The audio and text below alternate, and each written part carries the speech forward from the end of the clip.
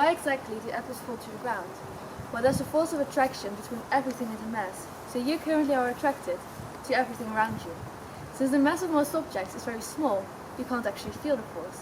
But there's one object near to you that is so massive that you can notice this attraction.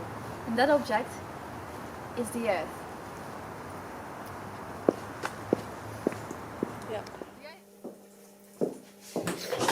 Newton first came up with this idea in his law of universal gravitation, which states that every point of mass attracts every other point of mass by a force which is proportional to the product of those masses and inversely proportional to the square of the distance between them.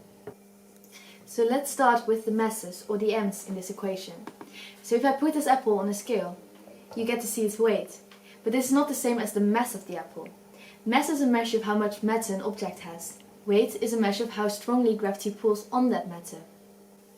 If you look at the equation, put in the mass of the apple and the Earth, and you divide it by the distance squared and multiply by g, then you can see how big the force is that the Earth uses to pull on the apple's weight.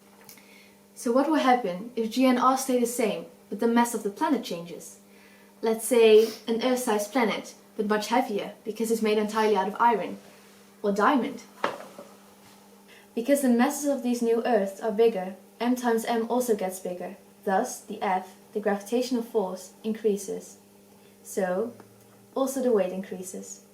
For a planet with twice the mass, the force is also twice as big, so the apple weighs twice as much.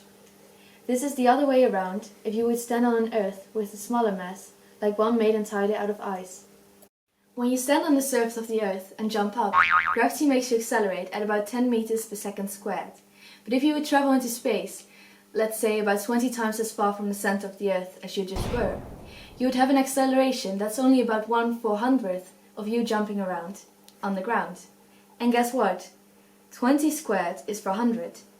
So Newton said that the gravitational force between two objects gets smaller the farther away they are, and gets bigger when the two objects are close together. More specifically, he found out that the gravitational force depends on the distance between the centers of those two objects, squared.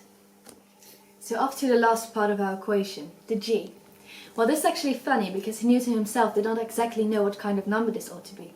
He only knew it would have to be really small, because otherwise, if you put in your calculations in the equation, you would get a very big number. But when you're sitting next to an apple, you don't get pulled towards each other. This is where Cavendish comes to the rescue. Well, 110 years later. Henry Cavendish, a British scientist, was the first to measure the force of gravity between masses in the laboratory, where he tried to accurately yield the value of the gravitational constant.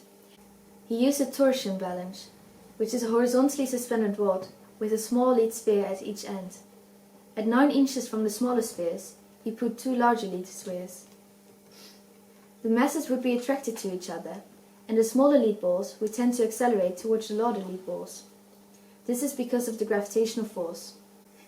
Cavendish came to the answer that g must be 6.74 times 10 to the minus 11th, which only differs by 1% from the currently accepted value of 6.67384 times 10 to the minus 11th.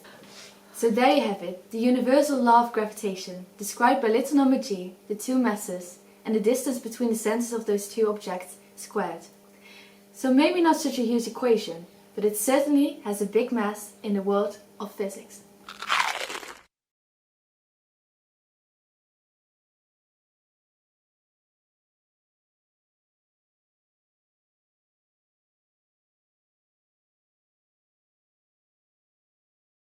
Okay, well. Nee, let her. Okay, now. Ready, set, go.